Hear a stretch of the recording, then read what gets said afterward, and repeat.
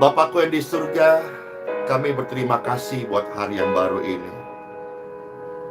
Mari memuji Bapa Surgawi, memandang wajah-Mu, rasakan kasih-Nya.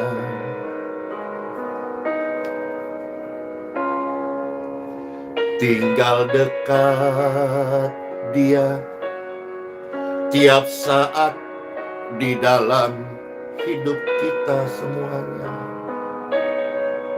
Amin.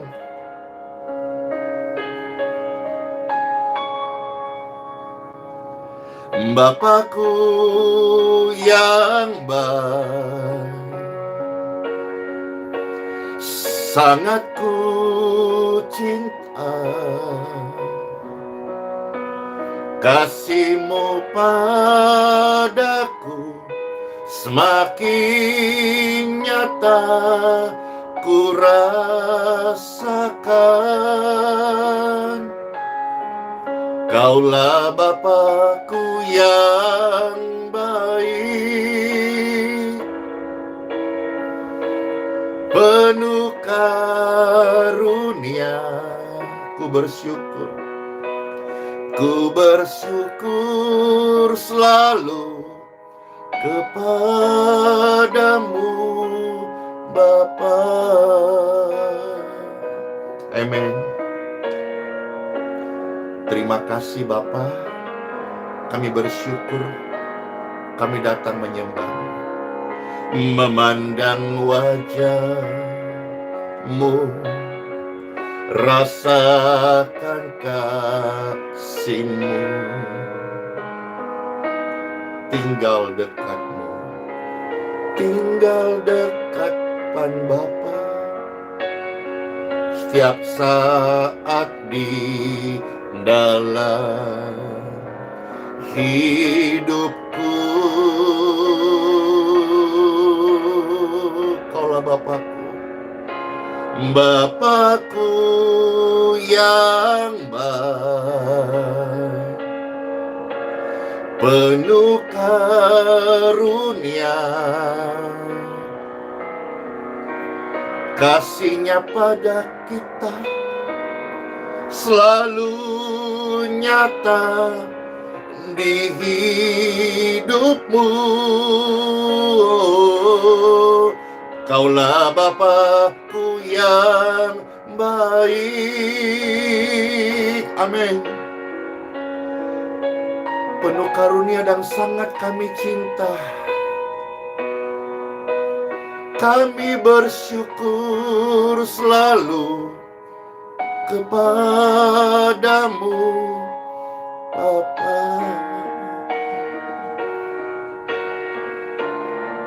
Kami bersyukur selalu kepadamu Bapa, pribadi yang sangat kami cinta. Terima kasih segala rancangan-Mu yang baik dalam hidup kami. Sebab dalam anugerah-Mu tidak ada yang jahat, tidak ada yang buruk, tidak ada yang gagal, semuanya baik. Kami memuji Engkau Bapa. Bapakku yang baik, sangat ku cinta. Kasih-Mu padaku, kasih-Mu padaku semakin nyata ku rasakan. Kaulah Bapakku yang baik, penuh karunia.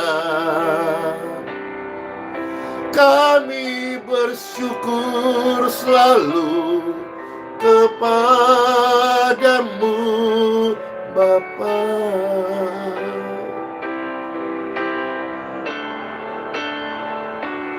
Bapakku yang baik, sangat ku cinta, sangat ku cinta. Kasih-Mu padaku semakin nyata tak ku rasakan. Kaulah Bapakku yang terbaik, kasihnya sempurna, amin. Penuh kasih karunia, kami bersyukur selalu kepadamu, Papa. Papa surgawi, sayang beta semua, sayang patoran semuanya.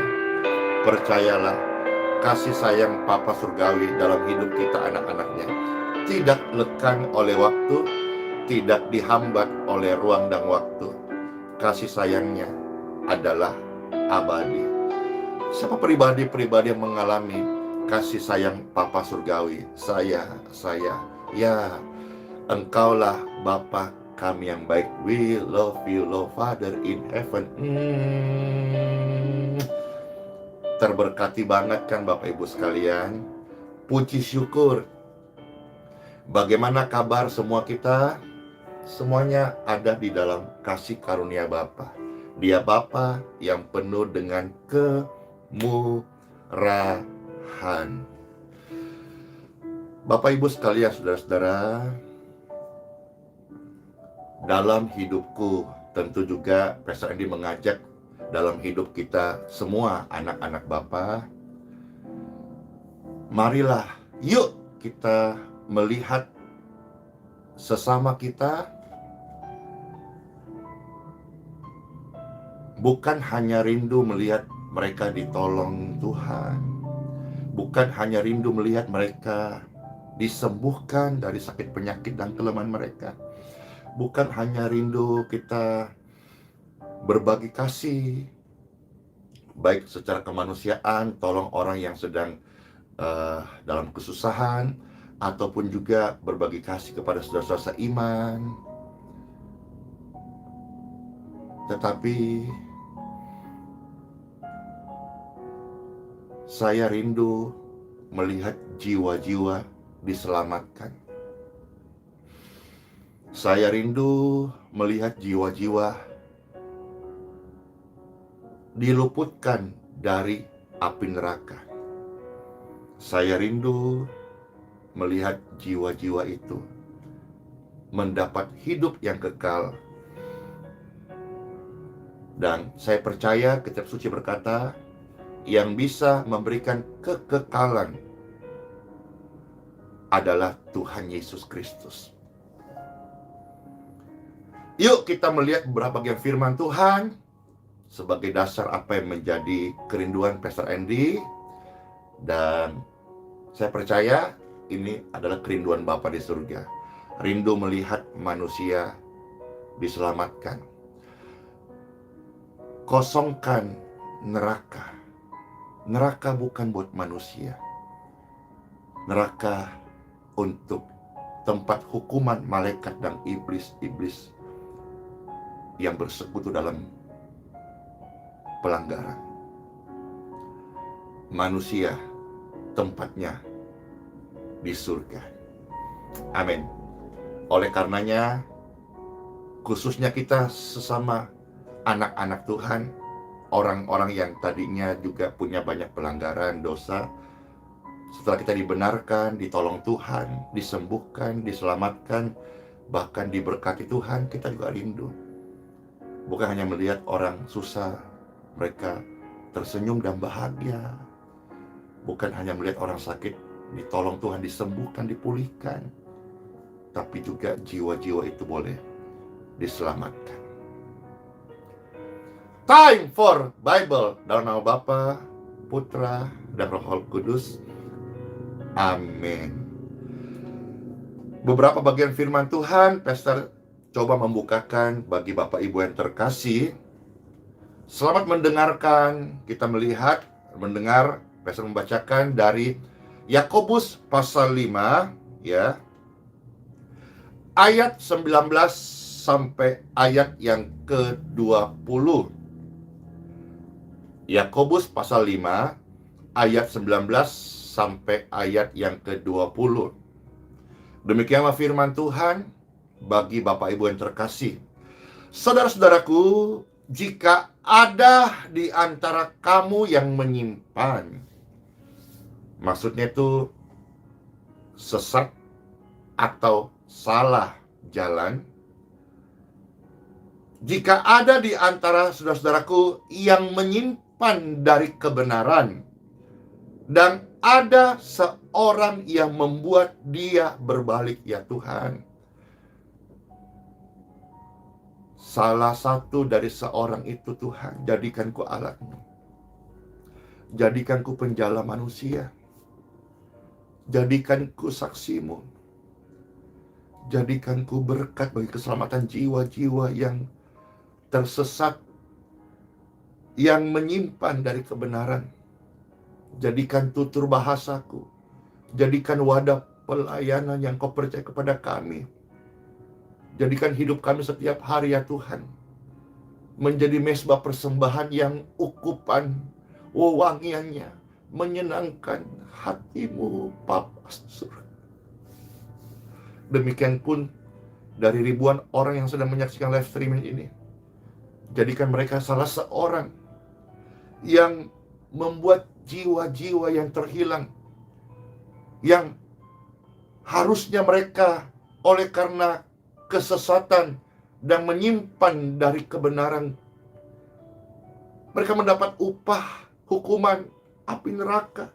Tanpa sadar begitu banyak orang-orang yang terjebak dan menjadi pengikut daripada malaikat yang jatuh dan bersekutu dengan iblis. Tuhan, jadikan kami dan mereka dan semua orang yang terpanggil lewat pelayanan ini membawa jiwa-jiwa bagi kerajaan-Mu, menyelamatkan jiwa-jiwa yang terhilang dari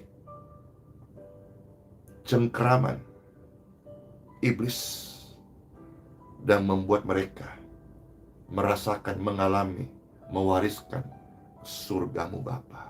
In Jesus' name. Ayat 20 dari Yakobus pasal 5, ketahuilah bahwa barang siapa membuat orang berdosa berbalik dari jalannya yang sesat, ia akan menyelamatkan jiwa orang itu dari maut dan menutupi banyak dosa. Saat saya bisa memperkenalkan kepada orang lain Tuhan Yesus Kristus, bukan saya yang menyelamatkan, tetapi Tuhan Yesus yang menyelamatkan jiwa itu dari maut. Apa itu maut? Maut itu siksaan kekal. Bible berkata, maut itu adalah tempat hukuman. Dikatakan seperti yang Pastor share kemarin, nanti nonton videonya yang hari kemarin, neraka, tempat yang sangat mengerikan. Di sana ulat-ulatnya tidak mati. Jadi semisal terbakar, dagingnya hangus, tulang sisa tengkoraknya pun menjadi abu, lantas tulang-tulang itu menjadi utuh kembali, dibakar lagi, utuh kembali, dibakar lagi. Itulah gambaran maut, hukuman kekal yang Bible kasih tunjuk tentang neraka. Dengan ini kita membuka diri, Tuhan pakai kita lebih luas lagi. Kita bukan cuma sekedar menjadi perpanjangan tangan Tuhan, mendoakan orang sakit, melayani orang-orang susah, memberkati mereka yang kekurangan, tapi mulut kita, hati kita, passion kita, rindu melihat keselamatan jiwa-jiwa terjadi. Mulut kita akan mendoakan jiwa-jiwa yang terhilang supaya mereka menerima Tuhan Yesus Kristus. Maaf kalau kemarin mulut kita suka ngomong yang salah, mulut kita mengeluarkan kata yang sia-sia.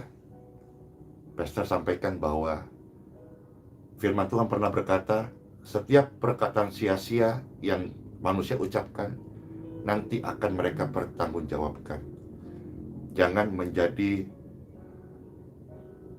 speakernya setan. Jangan menjadi manusia penyebar fitnah. Jangan menjadi manusia pembawa gosip atau zaman now penyebar hoax. Jangan. Mulut ini doakan jiwa-jiwa supaya mereka yang terhilang diselamatkan. Supaya mereka yang belum menerima Tuhan Yesus hidup yang kekal, mereka lewat doa-doa orang percaya, Bapak Ibu sekalian, mereka menerima hidup yang kekal. Bapak Ibu sekalian, jadikan kami Tuhan sebagai pembawa berita Injil, berita surgawi, penyampai kasih Tuhan Yesus. Banyak kesaksian orang-orang pertama kali ketemu Pastor Andy, mereka belum mengenal, tapi mereka cerita ke tim kami ketika kami ketemu 1 orang, 2 orang, satu komunitas. Mereka berkata, ngobrol dengan Bapak itu, maksudnya saya, Andy Simon ini, hati tenang, sukacita, happy, bahagia. Lalu akhirnya diberitahu, oh itu tadi pendeta atau disebut pastor. Oh pantasan, kami senang. Dan dari kisah-kisah ini saya tahu bahwa Kristus itu adalah Raja Damai yang tinggal di hati anak-anaknya. Dimanapun anak-anak Kristus hadir, di situ membawa damai. Bahkan Roma berkata, ya pasal 15, alangkah indahnya suara langka orang-orang percaya, anak-anak Tuhan yang datang membawa damai. Bahkan belum bersaksi, dia baru suara langkahnya saja sudah membawa damai. Karena dalam hidupnya ada the King of Peace, Raja Damai, Tuhan Yesus Kristus.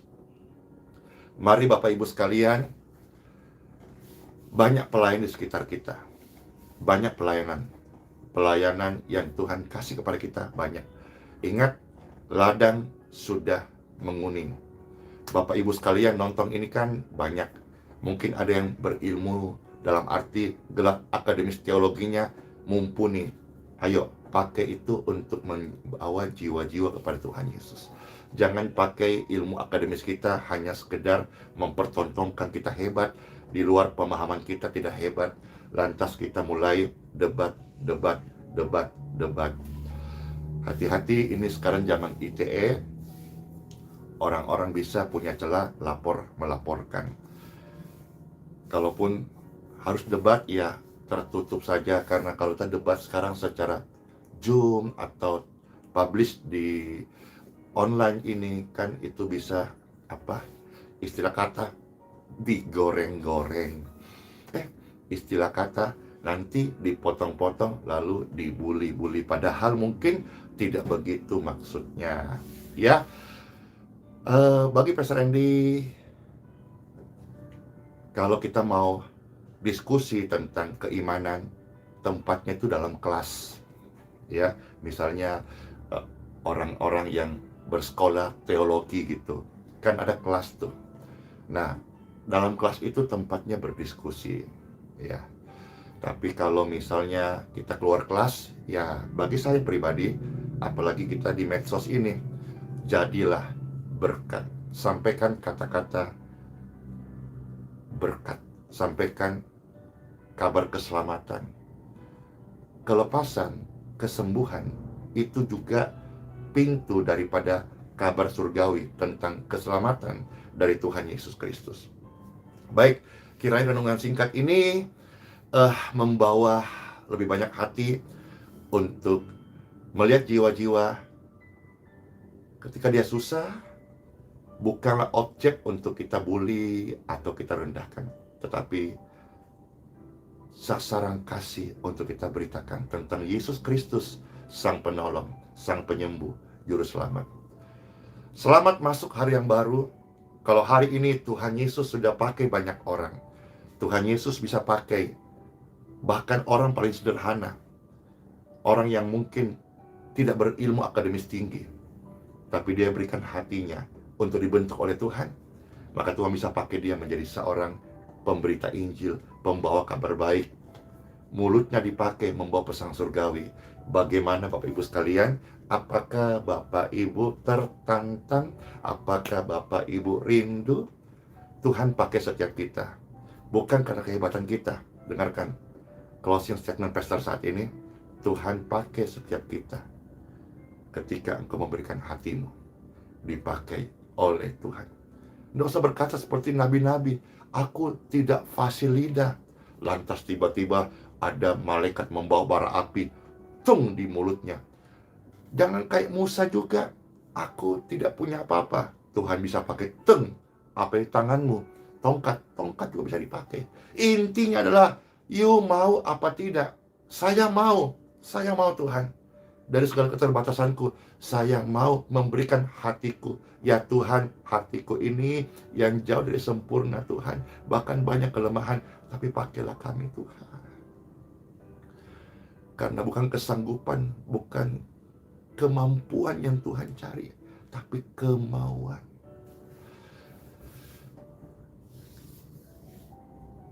Hukuman api neraka itu sangat mengerikan.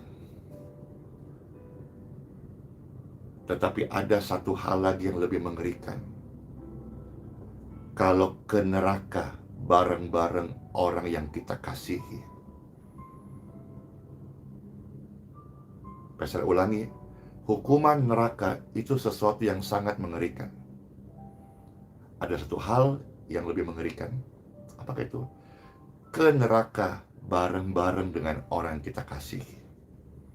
Wow, maka Bapak Ibu sekalian, kalau hari ini kita sudah menerima Tuhan Yesus, janjinya berkata, kita milik Tuhan, dan alam maut tidak berkuasa atas jiwa kita. Karena Tuhan Yesus penebus kita. Maka yuk, kita ramai-ramai masuk surga. Dengan cara, beritakanlah kasih surgawi dari pribadi Tuhan Yesus Kristus. Bukan kita hebat, Tuhan Yesus yang hebat. Kita hanya menceritakan kehebatan Tuhan Yesus. Kiranya renungan singkat ini membawa setiap hati berkobar-kobar untuk menceritakan tentang kasih Tuhan Yesus yang menyelamatkan, menyembuhkan, melepaskan orang-orang, dan membuat mereka menerima hidup yang kekal.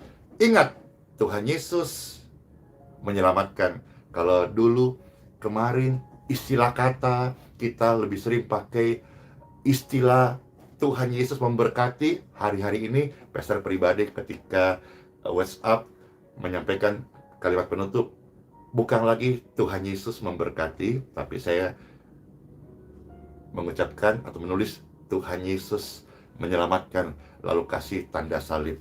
Itu sebagai sebuah pesan bahwa mungkin di dunia ini banyak hal yang kita takuti, tapi seringkali orang lupa takut masuk neraka. Dengan pesan-pesan Tuhan Yesus menyelamatkan, mengingatkan setiap pembaca, penerima WhatsApp ataupun berita yang kami sampaikan. Oh iya, kadang-kadang manusia banyak takutnya. Tapi dari sekian banyak takutnya, takut lapar, takut miskin, takut susah, takut sakit, takut menderita, takut macam-macam. Tapi dari sekian banyak takutnya, ada yang mereka tidak takut, atau mungkin lupa, atau nggak ngerti. Apa itu? Mereka tidak takut masuk api neraka. Padahal api neraka tempat yang paling sangat keadaan menakutkan. Yes, Tuhan Yesus menyelamatkan. Selamat masuk hari yang baru. Saya sudah melihat begitu banyak lahir ribuan penginjil-penginjil yang membawa pesan kasih, bukan pesan perdebatan, bukan pesan-pesan adu domba, adu kambing, bukan pesan-pesan provokator, provokasi, tapi pesan-pesan kasih surgawi. Tuhan Yesus menyelamatkan. Amin, amin, amin. Let's pray. Tuhan Yesus, terima kasih buat sabda firman-Mu. Kami mengucap syukur. Tuhan, kami percaya hari ini mata kami melihat jiwa-jiwa sesama kami, di antara kami, orang yang terkasih di sekitar kami. Kami rindu melihat keselamatan terjadi, jiwa-jiwa diselamatkan, jiwa-jiwa diluputkan dari hukuman api neraka. Tuhan, pakailah kami menjadi salah seorang yang membuat jiwa-jiwa berbalik dari jalan yang salah, dan mereka menerima Engkau Tuhan sebagai juru selamat, sebagai Tuhan di hidup mereka, dan mewarisi hidup yang kekal. Diberkatilah pemirsa sekalian, ketika engkau lemah, saya percaya Tuhan Yesus memberikan kekuatan dan kesembuhan. Ketika engkau sakit, Dia memberikan engkau kekuatan yang baru, dan oleh bilur-bilurnya Tuhan Yesus Kristus membawa kesembuhan bagi tubuh Bapak Ibu yang sedang sakit. Selamat masuk hari yang baru, semua sehat-sehat, panjang umur, dan hari-hari waktu-waktu yang ada. Jangan lupa untuk kita membagikan pesan Tuhan tentang keselamatan. Siapa tahu dari sekian ratus orang yang kita sampaikan, 1-2 mereka dapat anugerah, mereka diselamatkan. Puji Tuhan, puji Tuhan. Dalam nama Bapa, Putra, dan Roh Kudus. Amin. Siapa yang memberi diri dipakai Tuhan? Saya. Semangat masuk hari yang baru. Sola fide. Hiduplah oleh iman, Immanuel. Karena Tuhan Yesus Kristus beserta kita sampai selama-lamanya. Shalom semuanya. Dadah. Bless you all. Amin.